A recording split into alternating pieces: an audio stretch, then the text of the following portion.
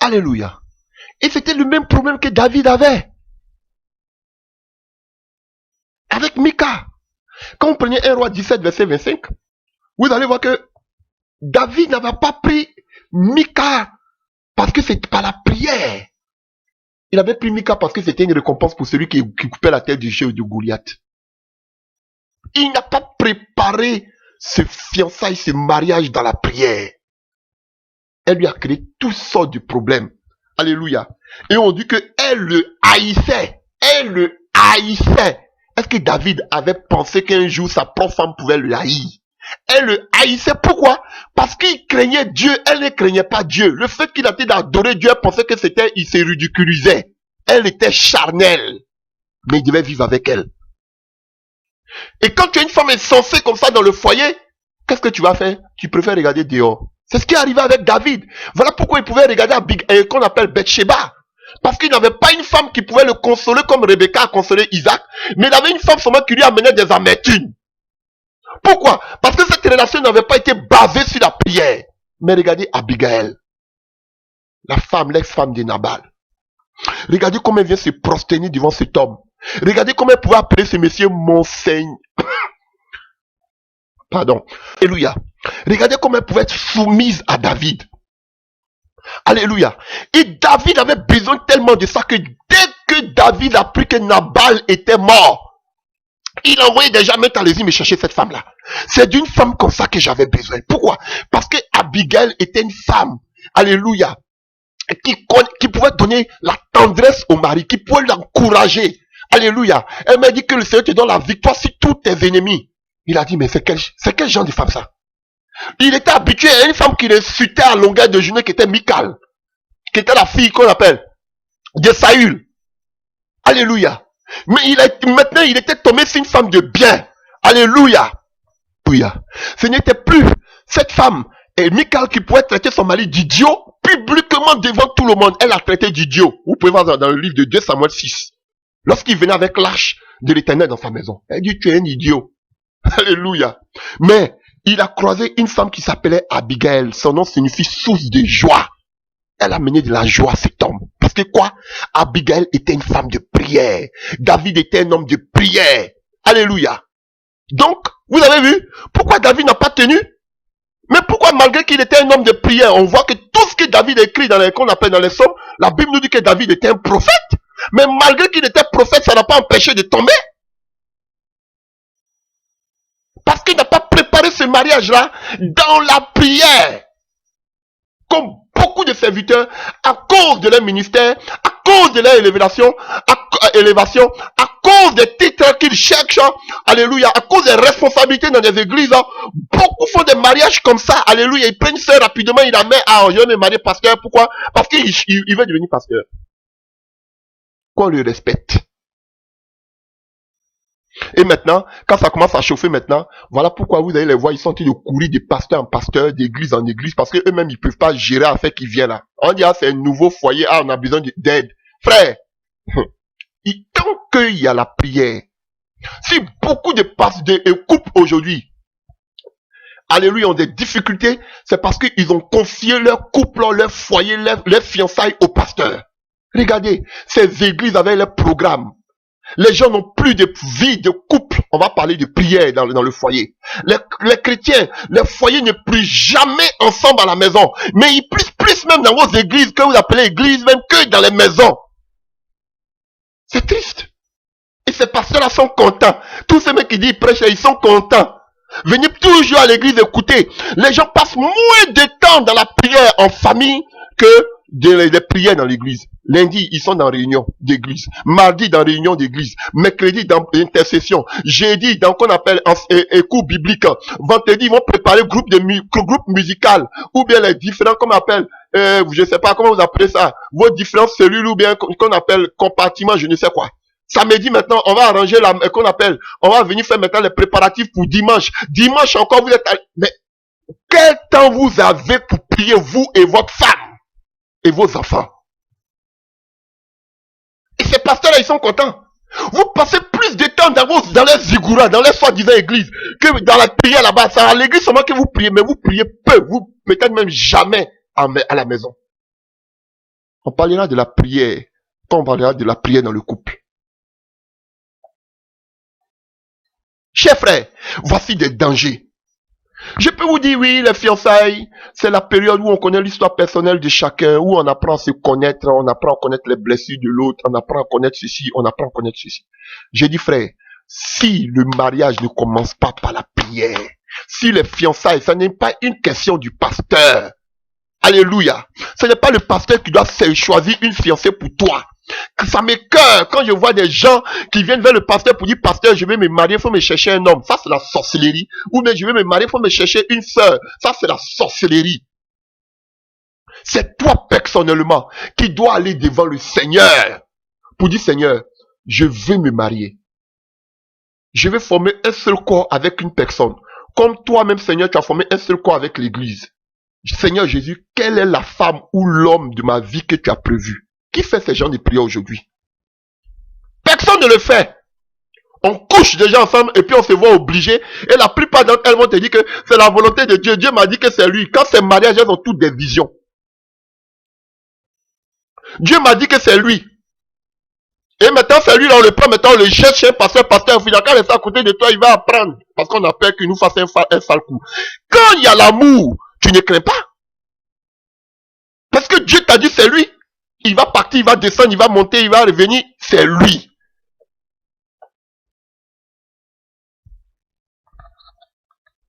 Alléluia. Donc ma chère soeur, mon cher frère, tu veux t'engager ou bien tu as déjà engagé dans un mariage. Ou bien, c'est vrai, vous avez dit qu'on est déjà dans le mariage, c'est trop tard. Est-ce que Dieu t'a dit que l'homme là, c'est l'homme de ta vie? Est-ce que toi-même personnellement, je ne parle pas de pasteur, hein? Est-ce que toi-même personnellement, tu es allé devant la face de Dieu pour que Dieu te dise que, mon fils, voici la femme que j'ai prévue pour toi depuis longtemps. Quand Dieu, dans la prière, Dieu t'a révélé que c'est elle, elle va monter. J'ai dit ma femme là, ma femme là, j'étais pas dans son programme. J'étais pas dans son programme. Ma femme, excusez-moi pour le terme, elle a une mentalité purement européenne de souche. Alléluia. Son milieu, c'était seulement que les Européens de souche. Je n'étais pas dans son programme. Au commencement, la mère ne fait que nous insulter à longueur de journée. Elle dit, vous les noirs là, de l'Afrique là. Je moi dire la vérité. Alléluia. Mais c'est Dieu qui a dit. Elle-même, si vous avez dit, elle dit, si c'est pas Dieu, je ne sais pas qu'est-ce que je fais ici. Alléluia. Mais, par la prière. Par la prière. Frère, je vous dis la vérité. Si le mariage, les fiançailles, des erreurs que beaucoup ont commises. Aujourd'hui, ils sont en train de payer, même s'ils ne divorcent pas officiellement, mais qu'ils payent en longueur de journée dans les couples.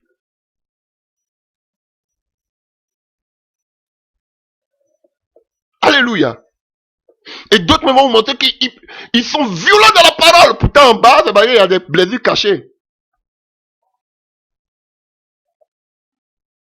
Est-ce que Dieu, pose-toi la question, est-ce que Dieu t'a dit que l'homme là, c'est l'homme là que Dieu a pris pour toi, ou mais c'est la femme que Dieu a... Non, on a déjà des enfants. Oh. Ah, comment on va faire? J'étais déjà enceinte. Oh. Comment on va faire? Voici des blessures. Et toi qui n'étais pas encore marié, ne fais pas la même erreur que toutes ces personnes ont commise. Prépare ton fiançailles dans le mariage. Alléluia. Et ton fiançailles par la prière. Les gens vont venir et te dire, mais tu commences à être âgé, il faut chercher à te marier. Frère, ce n'est pas concours. Je te dis la vérité. Prends ton temps. Prends ton temps. Ils vont vous dire, ah, n'écoutez pas ces gens-là. On sait que tous les mariages sont difficiles. Frère, vous n'avez pas le même appel. Alléluia. Et on voit que Rebecca avait fait son mariage par la prière, par la volonté de Dieu. Je vous dis la vérité. Regardez Rebecca, une femme de révélation. Sarah est morte avant Abraham, je vous ai dit ça. Alléluia. Et Rachel est morte avant Jacob. Mais Rebecca elle est morte après Isaac. Elle priait. Elle est restée heureuse toute sa vie. Parce que quoi? Son mariage était préparé par la prière. Mais ceux qui ont fait échec, regardez Jacob. Il est allé, il a fait quoi? Il a regardé par la chair. Oh, la mou filéo. Il a échoué. Elle est morte. Et encore, demain, lui, il voulait seulement Rachel. Pourtant, même peut-être s'il prenait Léa, Léa lui a créé moins de problèmes que Rachel. Mais il voulait Rachel. Plus tard, on s'en rend compte que Rachel même était suicidaire. Elle voulait mourir. Tu me donnes enfant ou bien je me tue. Alléluia. À plus tard encore, on voyait maintenant qu'elle avait les idoles de son papa là-bas. Elle était idolâtre. Mais c'est ça il voulait. Pourquoi? Parce que Jacob, il pensait, c'est le type de chrétien.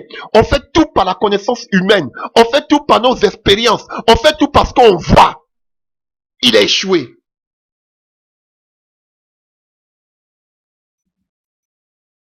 Alléluia. Alors que c'est de Rachel qu'est sorti Judas. De Léa du moins. On a Jésus-Christ par Judas. Même Lévi, c'est sorti aussi par qui? Par Léa. Mais il n'a pas vu tout ça là. Lui, pour lui, c'est Rachel. C'est comme ça que beaucoup font de faux choix.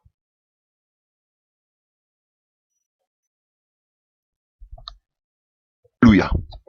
Et vous allez me poser la question, mais comment Abigail, une femme qui craignait Dieu comme ça, elle allait faire un faux choix comme ça? Alléluia. Autant d'Abigail là. Les femmes n'avaient pas de mots à dire. On les prenait, on les mariait de force. En Israël, on donnait les femmes comme ça de force aux hommes pour se marier. Elles n'avaient pas quelque chose à dire.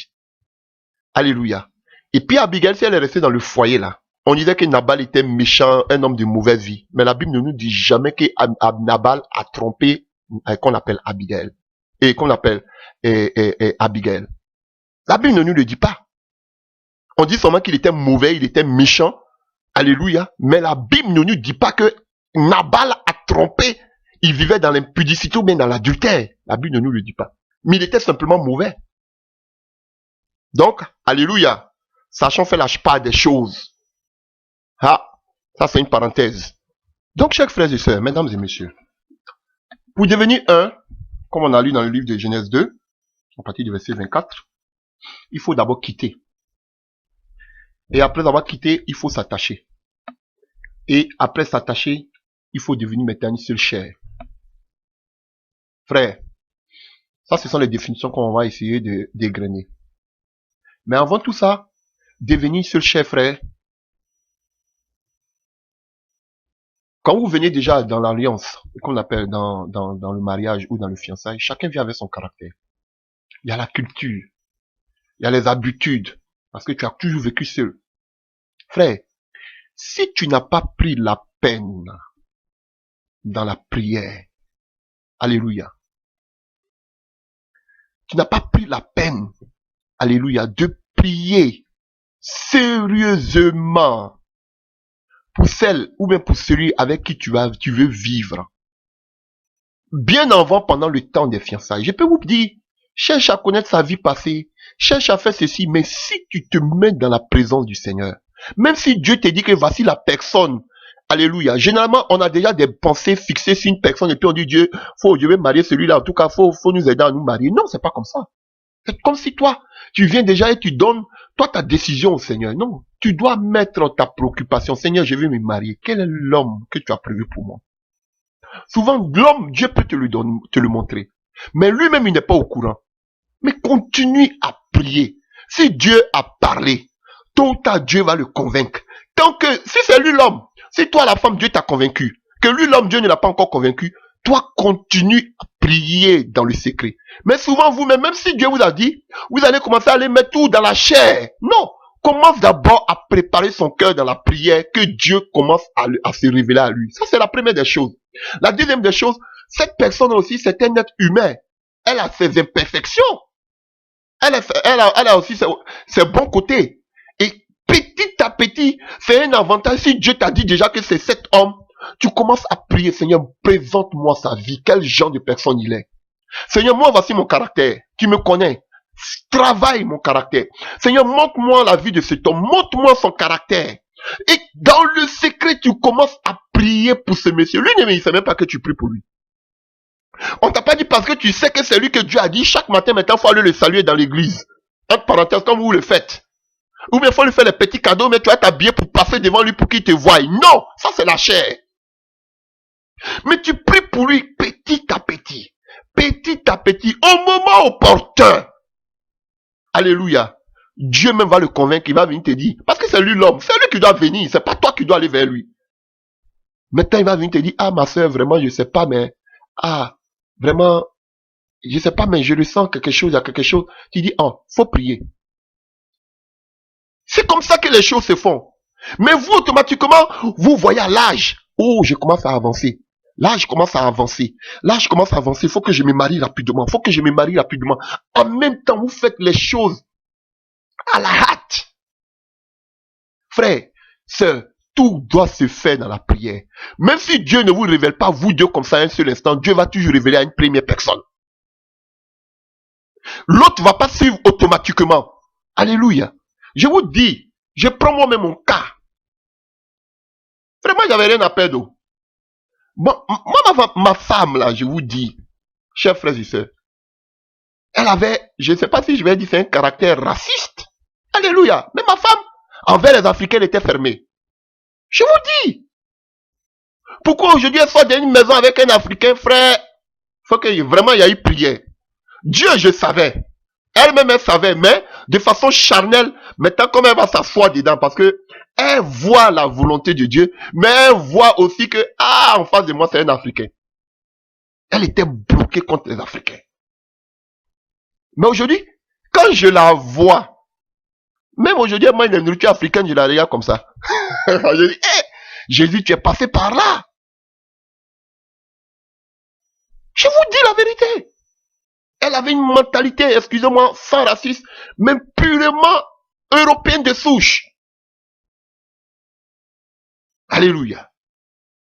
Mais pour qu'on devienne un, il a fallu la prière. Aujourd'hui, les choses africaines, même a dépassé dedans. J'ai dit, ah, mais fais doucement. Alléluia. Parce qu'il y a eu déjà au préalable la prière.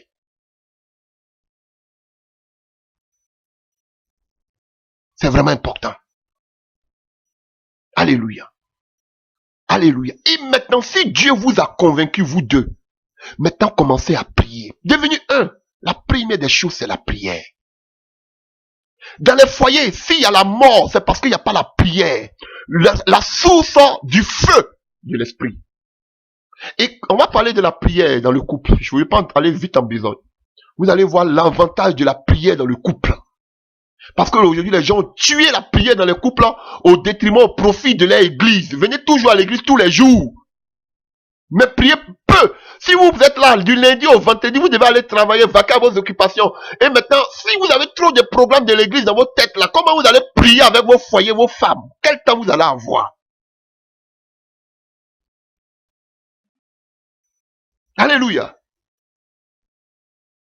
Vous devez avoir des prières de famille à la maison. Alléluia. On en parlera. Donc, commence à prier dans le secret. Mais aujourd'hui, beaucoup d'entre vous là ne prient pas. Déjà, ils sont ensemble, déjà, ils vivent ensemble, ils couchent déjà ensemble. Et à la suite, maintenant, on court maintenant derrière les pasteurs. On ne veut pas laisser un pasteur, pardon. Même vos petits problèmes de foyer, de couple, c'est ainsi que beaucoup de femmes qui n'arrivent même pas à enfanter un coup directement, elles vont donner ça au pasteur. Alors que si vous avez basé déjà votre première relation sur la prière, toi et ton mari, ce qui est si votre lit, dans votre intimité, vous n'avez même pas besoin d'aller dire au pasteur, Jésus-Christ de Nazareth, on a besoin d'un enfant. C'est quelqu'un qui dit de peupler la terre, on a besoin d'un enfant. Mais aujourd'hui, comme vous êtes incapable vous-même de prier parce que ce foyer n'a pas été fondé, le fiançailles n'a pas été fondé sur la prière, vous êtes obligé de courir derrière les pasteurs. Vous n'avez même plus de menstrues, vous ne voyez pas vos menstrues pendant 2 mois, 3 mois, 1 an, parce que j'ai prié pour des personnes comme ça, qui ne voyaient pas les menstrues pendant plus d'1 an. Alléluia. Là encore, tu as venu dire au pasteur, pasteur, je ne vois pas mes menstrues. Alléluia. Je ne vois pas mes menstrues. Mais si tu t'es avec ton mari, toi-même dans ton intimité, sur ton lit, chérie, impose-moi les mains, je dois voir mes menstrues. Seigneur, je dois voir mes menstrues. Tu as créé l'homme avec des menstrues. Une femme du moins, elle est menstrue. Je dois avoir mes menstrues. Mais des choses comme ça de vos intimités se retrouvent dans la bouche des pasteurs.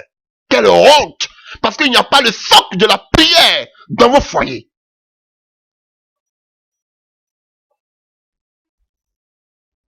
Alléluia. Vous n'avez pas commencé vos foyers sur la prière. Voilà pourquoi j'ai dit, si ce sont des foyers nés de nouveau, la femme est née de nouveau, le mari est né de nouveau, il aura des attaques. Mais si vous êtes ensemble, main, dans la prière, vous allez toujours vaincre. Alléluia. Vous connaissez vos imperfections. J'attrape les mains de ma femme, elle et moi, on prie. J'ai dit, chérie, prie pour moi. Elle prie pour mes imperfections. Je prie aussi pour ses imperfections. Je la connais. Je sais ce qui. Elle est humaine. Elle a des imperfections. Je prie pour elle en face d'elle. Je prie pour elle. Elle prie aussi pour moi. Ma femme est mon premier partenaire dans la prière. La première personne qui me soutient, c'est ma femme. Je suis le premier partenaire de ma femme dans la prière. On se soutient mutuellement. Quand je vois des imperfections, chérie, pardon, prie. Elle me fait des remontrances, des reproches. Je lui fais des reproches. Mais dans l'amour. Et on prie. Je dis, prie pour moi. Je prie pour elle. Et on avance. Elle me dit, ça là, ça ne va pas. Je dis, chérie, prie pour moi. Elle prie, je prie. Je dis, Seigneur, je me répands, je reconnais. Et puis on avance.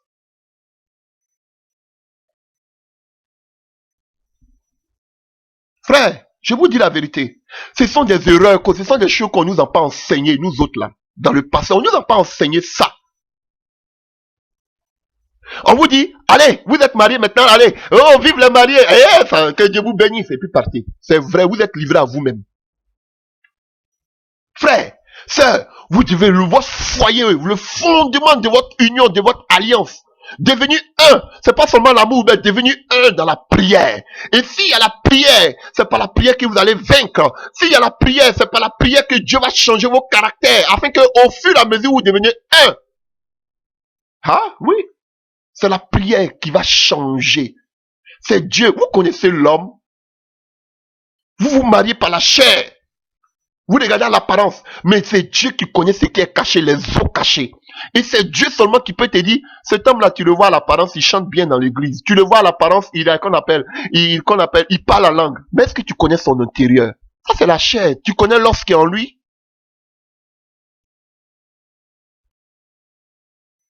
Donc la première source de votre échec, des échecs dans les foyers, même si vous n'êtes pas divorcé, mais vous êtes divorcé de façon spirituelle parce qu'on voit la division, c'est le manque d'unité. Un, par la prière. Beaucoup n'ont pas préparé les alliances, leur alliance, alléluia, leur fiançailles, par la prière. Ils ont commencé à coucher déjà ensemble, ils viennent déjà devant le pasteur maintenant on veut se marier. Le pasteur ne fait que constater. Alléluia. Ma soeur, tu peux prier pour ton fiançailles pendant plus de 2 ans, pendant plus de 3 ans. Alléluia. Dieu ne pourra pas te donner une femme qui va te donner, comme on appelle, des soucis. Comme il s'appelle, Ismaël a donné des soucis. Alléluia. À sa mère. Alléluia. Qu'on appelle, et pas Ismaël. Et Ésaü a donné des soucis à sa mère. Alléluia. Rebecca. Regardez un exemple là, ici. Dans le livre de Genèse 27. Genèse 26 à partir du verset 34. Genèse 26 à partir du verset 34. On nous parle d'Ésaü. Ésaü, âgé de 40 ans, prit pour femme Judith, fils de Bérith, le Hétien, et Basmath, fille de Élon, le Hétien. Elle fut un sujet d'amertume pour le cœur d'Isaac et de Rebecca. Vous voyez? On dit qu'ils étaient sujets d'amertume. Alléluia. Alors que quand vous prenez, alléluia, quand vous prenez Genèse 24 à partir du verset 67, Genèse 24 à partir du verset 67, le serviteur rencontra Isaac toutes les choses qu'il avait faites. Isaac conduisit Rebecca dans la tente de Sarah, sa mère. Il prit Rebecca qui devient sa femme. Vous voyez? Et on dit, il prit Rebecca qui devient sa femme. À quel moment elle est devenue sa femme? Quand il a commencé à avoir des rapports sexuels avec elle. C'est à partir de là qu'elle est devenue sa femme. Alléluia. Et il l'aima. Ainsi, il fut consolé, Isaac, après avoir perdu sa mère. Vous voyez, il a aimé. Ça, c'est mon deuxième thème tout à l'heure. Alléluia. Et on voit que Isaac, alléluia, si vous prenez Genèse 26, à partir du verset 8, alléluia, parce que Rebecca était belle de figure, comme son séjour se prolongeait, il arriva qu'Abimelech, roi des Philistins, regardait par la fenêtre, vit Isaac qui plaisantait avec Rebecca, sa femme. Vous allez voir des gens, des chrétiens, ils vont s'y montrer, ils vont parler tellement de sanctification, mais vous n'allez jamais les voir plaisanter avec les femmes. Vous n'allez jamais les voir, je danse avec ma femme à la maison, on joue comme des enfants, je vous dis. C'est ma meilleure amie. Vous n'allez jamais les voir jouer avec leurs femmes. se distraire, plaisanter avec, on dit, oh, c'est pas, ça c'est le péché, ça c'est païen ça. Alléluia. Il plaisantait avec sa femme. Sa femme pouvait le consoler. Alléluia. Ils vont montrer qu'ils sont trop saints. Non, ça c'est les choses de la chair. C'est toi-même qui es charnel. Alléluia. Et regardez. Et on nous dit que, alléluia, que Ésaü, alléluia, vous avez vu qu'on voit que il a donné, il a mis plein d'amertume. Sa mère et son père, Rebecca et Isaac, ils avaient de l'amertume à cause des femmes que Ésaü allait choisir. Parce que Rebecca dit que c'est pas comme ça. Tu prends des femmes qui ne craignent même pas le Seigneur. Et il le faisait exprès. Hein? Alléluia. Et quand vous prenez Genèse 28, à partir du verset 1, Isaac appela Jacob, le bénit et lui dit, et lui donna cet ordre, tu ne prendras pas une femme parmi les filles de Canaan. Lève-toi, va à Padam Aram, à la maison de Bethuel, père de ta mère, et prends-y une femme d'entre les filles de Laban, frère de ta mère. Que Dieu Tout-Puissant te bénisse et te rende féconde et te multiplie afin que tu deviennes une multitude de peuples. Même Isaac a béni son fils, a prié pour son fils pour qu'il trouve la femme idéale. Alléluia. Mais lorsque Jacob va aller là-bas, il ne fait pas appuyer sur la prière de son père, il allait choisir une femme par la chair. Mais comme Dieu est souverain, Dieu a voulu qu'il y ait d'abord Léa. Parce que c'est de Léa que venait la promesse. Alléluia. Et regardez, on continue. À partir du verset 8, 28 verset 8. Ésaü comprit ainsi que les filles des Cananéens déplaisaient à Isaac son père. Et Ésaü s'en allait vers Ismaël. Et prit pour femme, outre les femmes qu'il avait, Mahalat, fille d'Ismaël, fils d'Abraham et sœur de Nabayot. Jacob partit de Beersheba et s'en alla à Caran et arriva dans un lieu où il passa la nuit. Alléluia. Regardez. Ésaü savait que les femmes d'Ismaël, les filles d'Ismaël étaient en abomination à ses parents. Mais c'est ce qu'il même il a fait pour énerver ses parents. Alors, regardez ce que, pour finir, regardez ce que dans le livre de Genèse 27, à partir du verset 46, on nous dit, Rebecca dit à Isaac, je suis dégoûté. On dit qu'elle d'abord elle avait l'amertume, mais elle se dit ici, je suis dégoûté de la vie à cause des filles des Heth, les Essiens. Si Jacob prend une femme comme celle, et parmi les filles des Heth, parmi les filles du pays, à quoi me sert la vie? Parce que Rebecca savait qu'une femme devait donner la joie. Mais quand elle voyait les femmes que son fils Ésaü prenait, elle était dégoûtée de la vie. Mais elle avait déjà la révélation que ce monsieur-là, il n'était pas, Dieu l'avait déjà vomi. Donc on dit, mais comment Rebecca a pu faire ce genre de choses? Elle a donné le droit d'aînesse, elle a aidé, qu'on appelle Jacob à prendre qu'on appelle le droit d'aînesse. Mais c'était déjà dans la prophétie de Dieu. Regardez un homme comme ça. Lui aussi, il a fait ça parce qu'il avait les blessures. Mais déjà, il était déjà vomi d'avance de Dieu. Frère, c'est comme ça. Quand un choix vient de Dieu, Rachel que Jacob allait prendre, c'est pas parce que on dit Dieu a eu compassion, mais c'est pas parce que réellement Rachel était dans le plan de Dieu. C'est parce que Jacob était charnel qu'il allait prendre Léa, même si de Léa est sorti Benjamin et Joseph. Alléluia. Attention au choix. Parce que tout simplement, tout cela ne se fait pas par la prière. Les gens disent, oh, Paul a dit, est-ce que je ne suis pas libre de faire comme Pierre qui prend une sœur dans l'église? Hein? Mais la tradition qui s'est passée au temps des Juifs et puis votre tradition, c'est pas la même chose. Est-ce que vous vous mariez vierge? Vous là, avant de vous marier, vous n'avez jamais connu des garçons, vous n'avez jamais connu des femmes? Eux là-bas, chez eux là, les femmes étaient en Israël, les femmes étaient vierges avant de se marier. Ah, mais c'est la vérité biblique qu'on vous dise, faut qu'on vous le dise aussi. Vous êtes les mêmes. Alléluia. Frère, le fiançailles doit se préparer dans la prière, frère. Tu n'as pas besoin d'aller chez le pasteur. Tu vas chez le pasteur. C'est même pas le pasteur mais qui doit vous unir. Tu es marié, tu as prié. Dieu t'a dit c'est elle. Tu pries jusqu'à ce que Dieu se révèle à elle. Le jour, tu t'en vas vers elle. Tu dis ma soeur, vraiment j'ai prié. Voici ce que le Seigneur m'a dit. Est-ce que tu peux aller prier aussi de ton côté? Alléluia. Et généralement les soeurs aussi quand on dit va prier, ne prie pas. Elle va prendre conseil. Est-ce qu'il a une belle voiture? Est-ce qu'il a un bon boulot? Alléluia. Comme un frère me disait ici, il dit maintenant avant de te marier là, faut plus, il y a des questions qu'il faut poser. Faut demander à celle que tu veux marier, est-ce que ses parents vivent? Elle a combien de frères, elle a combien de sœurs? Est-ce que son papa vit, sa maman vit? Parce que vraiment, vous voyez, maintenant, mariage des gens, ça veut dire qu'il faut prendre en charge toute la famille. Donc maintenant, pour te marier, il faut demander d'abord si ses parents vivent. Si elle est orpheline, gloire à Dieu. Alléluia, je commence à me marier. Vous voyez comment le péché est entré dans l'église? L'égoïsme est entré dans l'église. Parce que le mariage même a perdu ses repères. Alléluia. Préparez vos fiançailles dans le mari, dans la prière. Mais les gens couchent déjà ensemble. Ils ont déjà, mais peut-être elles sont déjà enceintes et puis on dit viens on va prier, on va. C'est depuis le départ. Le Messie il est là parce qu'il se sent piégé parce qu'il est enceinté. Donc il est obligé de rester. Mais il n'est pas heureux, il sait qu'il ne doit pas, mais il est obligé de rester.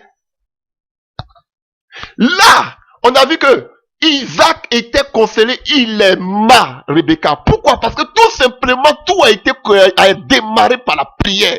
C'est un rouleau compresseur. Alléluia. Pourquoi la prière? Parce que tu prépares le cœur de ta conjointe, de ton conjoint déjà. Tu le confies déjà à Dieu. Tu confies ton futur mariage à Dieu. Il aura des tribulations, mais vous allez vaincre si vous êtes un. Alléluia. Tout commence d'abord par la prière. Par la prière. Dieu change son cœur. Dieu, j'ai vu cela. Et maintenant, si vous voulez, pour avoir des sujets d'intercession, vous commencez à lui poser des questions. Il peut vous parler à sa vie, elle aussi si sa vie. Mais déjà avant ça, Dieu même, tu pourras te révéler la vie même de ta conjointe ou de ton conjoint. Frère, je vous dis, ma femme même avant de la marier connaissait déjà ma vie. Pas ce qu'elle a entendu, mais ce que Dieu lui avait révélé. Avant de la marier déjà, je connaissais sa vie, ce que Dieu m'avait révélé. Et quand on s'est mis ensemble pour prier, déjà, on savait déjà. Le mensonge dans les fiançailles. Les gens qui mentent. Alléluia. Moi, ma femme, déjà, quand je l'ai connue, première des choses, elle dit, moi, je ne vais pas marier, je ne voulais pas marier noir. Elle m'a dit ouvertement, je ne vais pas marier un homme noir. Et femme qui est bloquée, qui ne veut pas marier un homme, et puis elle est un gros noir en face d'elle. Si ce n'est pas la prière. Alléluia. Elle a refusé même cela. Le Seigneur lui a révélé plusieurs fois. Elle dit, non, comme c'est noir, je ne prends pas. Seigneur, c'est pas toi. Je vous dis. Frère, je te dis, il y a des gens qui mentent. Parce que tout simplement, ils veulent se marier. Des femmes qui mentent. Parce que tout simplement, ils veulent se marier. Des hommes qui mentent. Parce que tout simplement, ils veulent se marier. Et si tu ne vas pas devant la face de Dieu, tu es déjà dans le mariage et tu commences maintenant à remarquer le caractère de ton homme. Tu es dégoûté. Oui. C'est dans le foyer que d'autres ont vu que leur mari se masturbe. C'est dans le foyer que des hommes ont constaté que la femme se masturbe. Mais comme ils ne couchaient pas ensemble, ils ne savaient pas. Mais on ne vous dit pas de coucher pour savoir. Mais c'est-à-dire que par la foi, comme Abraham, déjà, si tu te mets dans la prière, Dieu va te dire qu'il y a un problème quelque part là.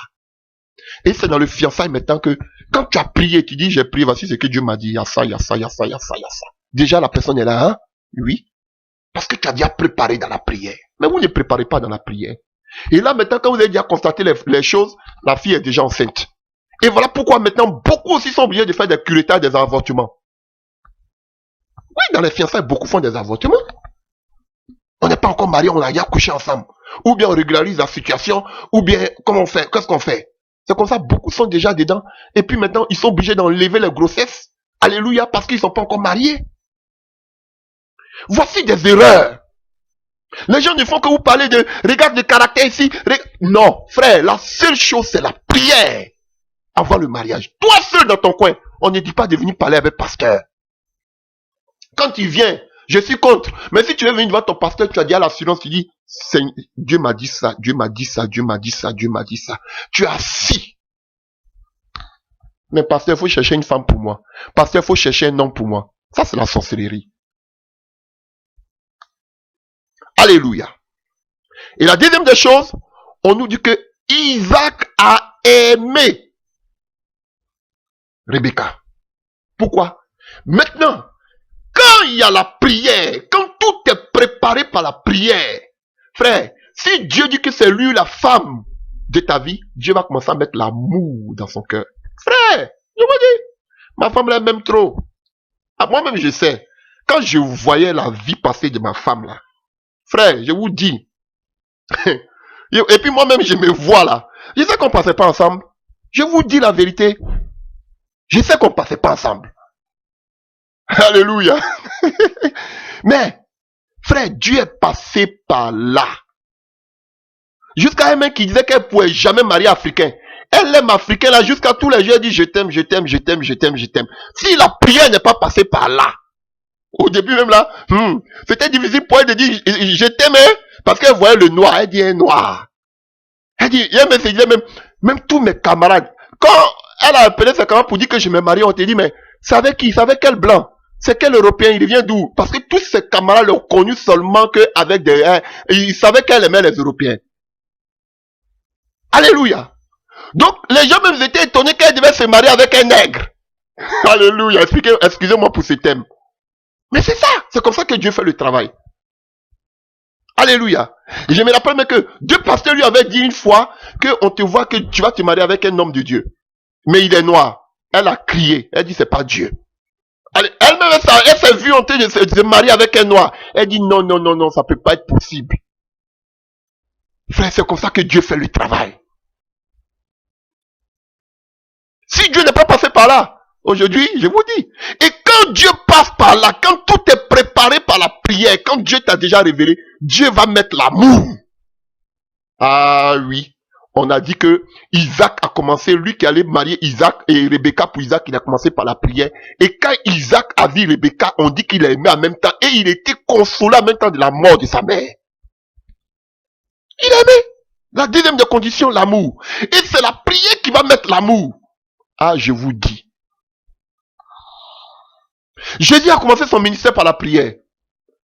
La Pentecôte, c'est par la prière. Vous ne pouvez rien faire sans la prière. Vous ne pouvez rien faire sans le Saint-Esprit. Jésus même a dit, sans le Saint-Esprit, vous ne pouvez rien faire. Sans la prière, ce qui est le socle du foyer, vous ne pouvez rien faire. Mais des couples qui sont des morts ambulants, des tombeaux blanchis, sans prière, ils ne prient que seulement que les dimanches à l'église. Alléluia. La seule chose qui peut faire croître l'amour, c'est la présence du Saint-Esprit. Ah oui. Tout est l'amour. Alléluia. La Bible nous dit que Dieu, Jean 3, verset 16, Dieu a tellement aimé le monde qu'il a donné son Fils unique. Si tu n'aimes pas, tu ne peux pas donner ta vie. Ah oui, c'est là maintenant on va parler. S'il n'y a pas d'amour, c'est déjà un échec. Alléluia. Quand on prend Ephésiens 5, verset 22, on nous dit que Dieu a aimé l'église et s'est livré pour elle-même. S'il n'y a pas l'église, tu ne peux pas te livrer. Mais de quel amour on parle?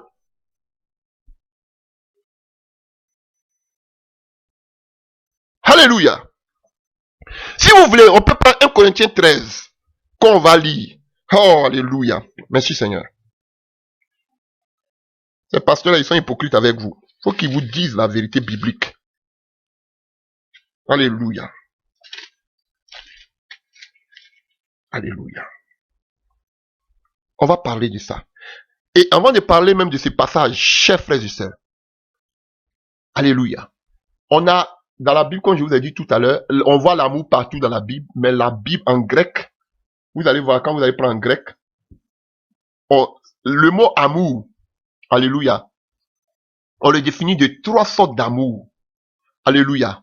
Le premier amour que nous avons, c'est l'amour agapéo. Alléluia. L'amour de Dieu. L'amour désintéressé. L'amour sans intérêt. L'amour inconditionné. Comme Jean 3, verset 16. Dieu a tellement aimé le monde qu'il s'est donné lui-même. Et Dieu n'a rien attendu en rançon pour ce qu'il a fait comme sacrifice pour nous. Voici le premier amour, l'amour de Dieu. Dieu a aimé l'humanité et il s'est donné lui-même pour l'humanité. Il n'attend rien en retour. Alléluia. C'est l'amour, alléluia, qui n'attend rien. L'amour qui n'est pas conditionné. C'est-à-dire, j'ai fait ça pour toi, fais ça pour moi. L'amour désintéressé. Alléluia. L'amour que Dieu a. Alléluia. Dans d'autres versions, vous allez voir caritos. Alléluia. Carito. aussi dans d'autres versions, on parle de ce même amour-là. Alléluia. La charité. Alléluia. Sinon, on parle de l'amour agapéo. L'amour agapé. Alléluia. J'ai omis quelque chose que je vais parler rapidement avant qu'on continue sur l'amour. On m'a une fois posé la question sur l'âge. Est-ce qu'il y a l'âge? L'âge joue un rôle dans le mariage? Ah oui, frère, je vais vous dire oui. D'autres vous me diront non. Alléluia, mais moi je vais vous dire oui. Voilà pourquoi il faut faire tout par la prière. Dieu sait ce qui est bon pour toi. Quand Adam a vu Ève, il était satisfait. Il dit, voici les os de mes os, la chair de ma chair. Il était satisfait à tous les niveaux. Alléluia. Dieu ne peut pas te donner, toi tu as 20 ans, ou même tu as 25 ans. Dieu ne peut pas te donner une femme qui a plus de 35 ans, 40 ans. Frère, ça ne passe pas. On sait que de façon naturelle, la femme déjà, elle vieillit plus que l'homme. Alléluia. La femme arrive plus rapidement à maturité que l'homme. Frère, c'est un danger, je vous dis. C'est un danger quand une femme a plus d'expérience de la vie que toi. C'est un danger. C'est l'homme qui a la tête. C'est l'homme qui doit apprendre les choses à la femme. Alléluia. C'est Adam qui a appris les choses à Ève. C'est pas Ève qui a appris les choses à Adam. Imaginez déjà, malgré que Adam a appris les choses à Ève, malgré ça, elle allait parler avec le serpent. Imaginez maintenant que même c'est elle qui trouvait, maintenant que c'était Adam qui trouvait, alléluia, maintenant Ève dans le jardin. Ça allait être catastrophe. Alléluia. Imagine que toi, tu maries une femme.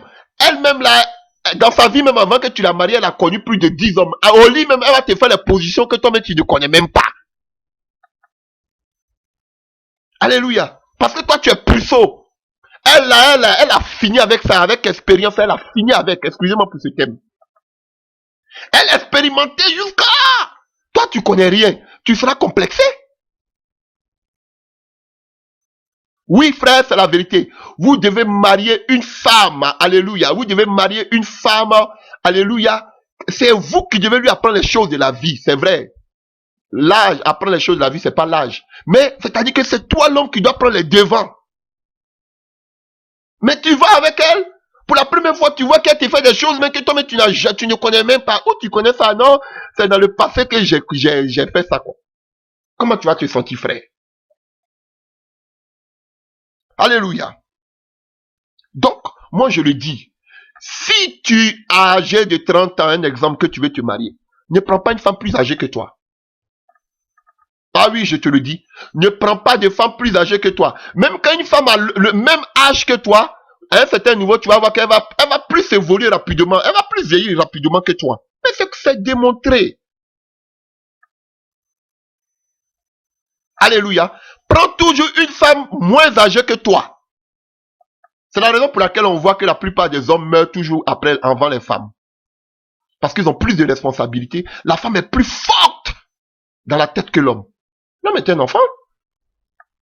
Elle est plus forte. Maintenant, tu vas aller prendre une femme. Maintenant, on dit, voici ta femme, tu vas aller marier ta tante ou bien ta grand-mère. Ou même quelqu'un qui a l'âge de ta mère. Quelqu'un qui a le double de ton âge. Ça, c'est la sorcellerie. Frère, marie une femme qui est moins âgée que toi. Et ces femmes-là, c'est-à-dire que maintenant, quand elles sont plus âgées que toi, c'est elles-mêmes qui vont te pousser à te marier. Parce qu'elles ont gratté les vies, elles veulent à tout prix montrer aux yeux des hommes qu'elles peuvent se marier. Alléluia. Je vous dis la vérité. Elles vont changer ta manière de penser. Elles vont changer ton caractère. Si tu es un homme, c'est vrai qu'on se le mariage, c'est pour les adultes. Si tu as 28 ans, elle va faire que tu te comportes comme quelqu'un de 50 ans. Frère, jouis de ta jeunesse. Quand je dis jouir de ta jeunesse, je ne dis pas de faire des bêtises. Tu vas voir qu'elle va t'éloigner même des gens de ton âge. Parce qu'elles vont se dire qu'ils vont t'inculquer de l'enfantillage dans la tête. Ça, c'est la sorcellerie. Souvent, elle va vouloir changer ton accoutrement. Elles vont te dire que non, si tu as l'habitude de porter des petits tricots, elles vont te dire non, des t-shirts, ne porte plus des t-shirts. Maintenant, il faut te mettre en cravate, en chemise. Là, comme ça prouve que tu es majeur, tu es mature. Parce qu'elle-même, elle fait que vous ne passez pas ensemble. Elle est plus âgée que toi. Elle-même, elle fait que c'est anormal. Alléluia. Et maintenant, elles vont t'envoyer vers des personnes âgées pour que tu puisses avoir la maturité. Elle va plus permettre, elle va t'envoyer maintenant chez des conseillers. Tu vas voir que tu seras comme dans une cave, comme dans une boîte. Tu ne pourras plus, tu ne pourras plus bouger. Alléluia, je suis là. Je sors tranquillement, je reviens. Ma femme a confiance. C'est moi, j'appelle, je dis, chérie, je suis ici. Frère, j'avais vu un couple où la femme était plus âgée que l'homme. De combien d'années?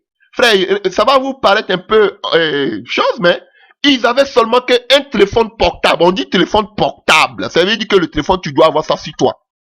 Mais tellement elle avait peur qu'on lui ravire l'homme. Pourquoi tu as peur? Parce qu'elle sait que l'homme, elle avait peur que l'homme regarde les jeunes filles de son âge. Donc, ils avaient seulement qu'un seul téléphone portable. Et le seul téléphone portable, c'est la femme qui le gérait. Et tous les coups de fil du monsieur devaient passer par la femme. Téléphone portable. Donc, ça crée la jalousie, la peur. Parce qu'elle sait que, alors que quand tu maries une jeune femme, toi-même tu as peur même que, parce que tu aimes tellement la jeune femme, tu as peur même que quelqu'un vienne te la ravir. Mais c'est pareil aussi pour la femme qui est plus âgée. Elle a peur que quelqu'un vienne te ravir. Une jeune fille de ton âge ne vient te ravir. Une jeune fille plus âgée, moins âgée qu'elle vient te ravir. Et regardez-les, elles vont commencer à se dépigmenter, ces vieilles femmes-là. Elles vont commencer à se comporter de telle sorte que comme les jeunes filles, parce qu'elles vont se dire que tu regardes les jeunes filles, donc elles vont commencer maintenant, d'autres vont commencer maintenant, si elles étaient peut-être, elles avaient un corps, elles étaient, comme on appelle, bien bâties, elles vont commencer maintenant à faire des diètes. Elles vont commencer maintenant à porter des habits qui leur collent au corps, parce que là, comme ça, de telle sorte que tu puisses, elles vont vouloir se faire pareil aux jeunes filles. Mais ça ne passe pas, tu es âgé. Marie un homme qui est plus âgé que toi.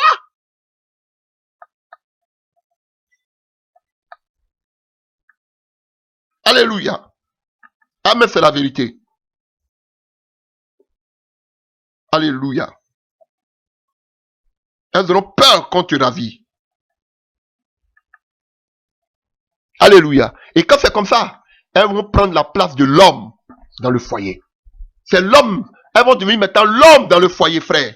C'est dangereux. Ne prends pas une femme qui est plus âgée que toi. Je le dis et je le répète. Ne prends pas une femme qui est plus âgée que toi.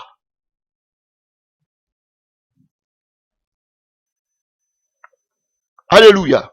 C'est toi qui es le chef. Mais maintenant, elle va devenir la cheftaine de la maison. Déjà avec l'émancipation qu'on appelle en Occident, déjà on sait que la loi en plus en faveur des femmes est encore plus âgée que toi. Frère, tu n'auras pas t'en sortir. Alléluia. Vous allez trouver que je suis un peu trop extrémiste. Je suis pas extrémiste. C'est-à-dire des gens aussi qui ont connu la vie. L'âge, en tout cas, je suis dessus. Ne mariez pas une femme qui est plus âgée que vous. Bon, maintenant, par rapport à la vie passée, alléluia. Je ne me dis pas, parce que quelqu'un a eu une mauvaise vie dans le passé, nous tous on a eu de mauvaises vies dans le passé, il ne faut pas la marier. Je ne le dis pas. Je ne le dis pas. Dieu peut changer son caractère, son comportement. Nous tous on n'a pas dit qu'on était bien. Alléluia. Mais, ce que je dis, une fille qui a vécu une vie dans le passé vraiment de façon, comment je peux dire, une vie très désordonnée, ou bien un homme qui a vécu une vie très désordonnée, frère, en tout cas, avant de t'engager dans le mariage, prie vraiment pour que Dieu le change. Sinon, son passé risque de ressurgir dans le foyer. Alléluia. Et dans les fiançailles, si vous avez des enfants, vous êtes un nouveau couple, si vous avez des enfants en dehors du mariage, frère, d'un premier temps, ne les envoyez pas dans le foyer, dans le fiançailles, dans le foyer, nouveau foyer. Ah, mais où ils vont partir? Où ils vont faire ceci? Frère, vous avez besoin d'abord de marcher ensemble. Petit à petit, vous pouvez vous occuper de l'enfant en dehors du foyer. Mais ça se fait beaucoup en Afrique, où la personne vient se marier, elle vient déjà avec 2, 3 enfants. Le mari aussi vient avec 2, 3, 4 enfants. Frère, et ça devient maintenant la guerre dans le foyer. Prenez le temps. Vous avez besoin d'abord de faire vos premiers pas. C'est quelque chose aussi que vous devez gérer à la longue. Alléluia. Et un conseil, si, bon, je ne dis pas que c'est là. Ça, c'est mon point de vue. Alléluia. Il y a des femmes qui vont avoir des enfants en dehors. J'ai vu cette expérience-là. J'en ai écouté, j'en ai vu. Elles vont vous dire que en dehors maintenant qu'on s'est marié, j'avais des enfants en dehors du foyer. J'ai un enfant en dehors du foyer. Oui, je suis plus à le papa. Est-ce que tu peux adopter l'enfant? Frère, si ça ne tenait qu'à moi, je vais te dire de ne pas le faire. Ça a chacun de voir. Il y a des femmes qui sont sincères, mais moi, ce que je peux vous dire, Une femme aimera toujours le père de son fils ou de sa fille. Une femme aimera toujours le père de ses enfants. C'est clair, c'est vu, c'est démontré. On te dit que il m'a fait souffrir, il est ceci, il est cela, mais le père de son enfant, elle va toujours l'aimer. Et comme on le disait dans nos jargons, dans notre pays, au pays d'origine, alléluia, on dit que quelqu'un qui a eu une relation avec son ex, ça reprend rapidement, surtout même quand il y a un enfant au milieu d'eux. Je ne dis pas que maintenant, on ne doit pas marier les femmes qui n'ont pas d'enfants. Non, mais je veux dire que la vérité soit établie depuis la base, depuis le début. Qu'elle veut se marier, on te dit que non, je n'ai plus de contact avec lui. C'est entré là, c'est ceci, c'est cela. Alléluia. Mais plus tard, le monsieur va réagir. Il y a des enfants qui vous lient. Il doit avoir aussi ses enfants. Plus tard, le monsieur va réagir dans votre foyer. Frère, ce sont des choses que vous devez mettre, vous devez jouer 4 sur table. Trop d'hypocrisie dans vos fiançailles et dans vos mariages. Et après, vous constatez.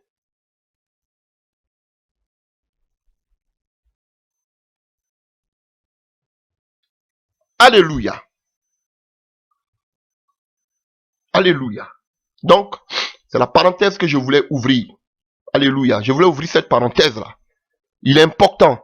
En tout cas, ne mariez pas des filles qui sont plus âgées que vous. Parce que, pourquoi je dis les hommes, les filles? Parce que ce sont les hommes qui marient. C'est pas la femme qui marie. Alléluia. C'est l'homme qui quitte son père, sa mère et qui marie. C'est pas la femme. Ne mariez pas des femmes qui sont plus âgées que vous.